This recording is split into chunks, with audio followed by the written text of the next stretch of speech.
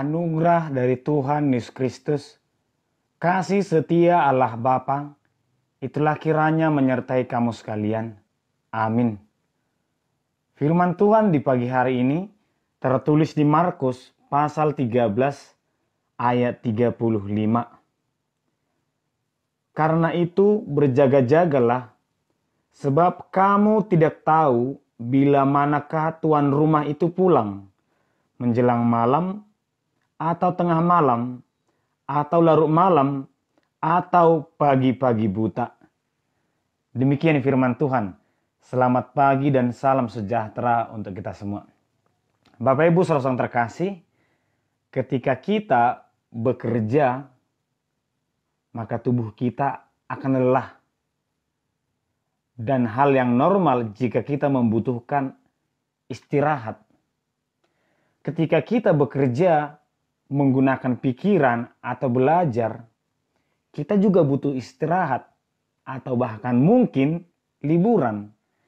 Itu adalah hal yang normal. Artinya kita berhenti sejenak dari kesibukan itu untuk mencari tenaga yang baru, melakukan pekerjaan yang lain.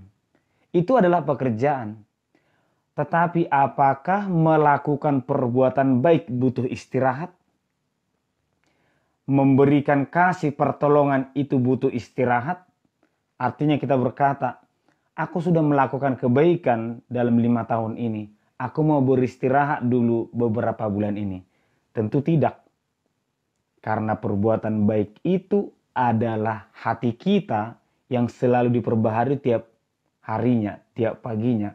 Tidak ada kata istirahat, tidak ada kata lelah untuk berbuat baik. Tidak ada kata puas, tidak ada kata selesai untuk berbuat baik sebelum Tuhan yang berkata, selesai. Hidup manusia itu digambarkan dalam perumpamaan Yesus ini seperti seorang tuan yang memberikan tanggung jawab kepada anak-anak atau anak buahnya atau pembantunya atau hambanya yang berada di rumah itu. Dan kita digambarkan sebagai anak atau hamba itu yang hidup di dunia ini di mana Tuhan sudah memberikan tanggung jawab kepada kita. Sehingga ketika kita mengekspresikan kata duka cita kita kepada seseorang, mungkin kita pernah berkata demikian. Selamat jalan saudaraku, terima kasih atas kebaikanmu. Engkau telah menyelesaikan tugasmu. Kita pasti pernah mengatakan itu karena memang demikianlah hidup. Bahwa kita hadir ke dunia ini memiliki tanggung jawab tersendiri. Tanggung jawab saya berbeda dengan orang lain. Tetapi tanggung jawab itu saling melengkapi. Itulah indahnya ciptaan Tuhan. Sehingga tidak boleh aku sendiri yang menyelesaikan tanggung jawab itu. Memberhentikan atau aku memberhentikan tanggung jawab orang lain. Harus Tuhan sendiri yang berkata, sudah selesai. Artinya kita tidak hidup sedang dalam menjalankan keinginan hati, memenuhi kepenuhan hati kita ini, ataupun keinginan daging. Tetapi kita hidup menjalankan tanggung jawab yang diperintahkan oleh Tuhan. Oleh karena itulah, sampai kapan? Tidak ada yang tahu. Firman Tuhan hanya berkata, berjaga-jagalah. Karena kita tidak tahu kapan Tuhan itu datang. Apakah aku yang duluan kembali kepada Sang Pencipta atau Yesus akan datang kedua kalinya? Tidak ada yang tahu, tapi yang pasti dalam kedua hal itu kita harus berjaga-jaga. Kita harus setia sebagai orang benar. Ada istilah yang mengatakan menunggu itu pekerjaan yang membosankan. Menunggu hasil kebaikan itu pekerjaan yang membosankan. Itu mungkin benar. Tapi bagi mereka yang tidak sedang mencintai yang dia nantikan.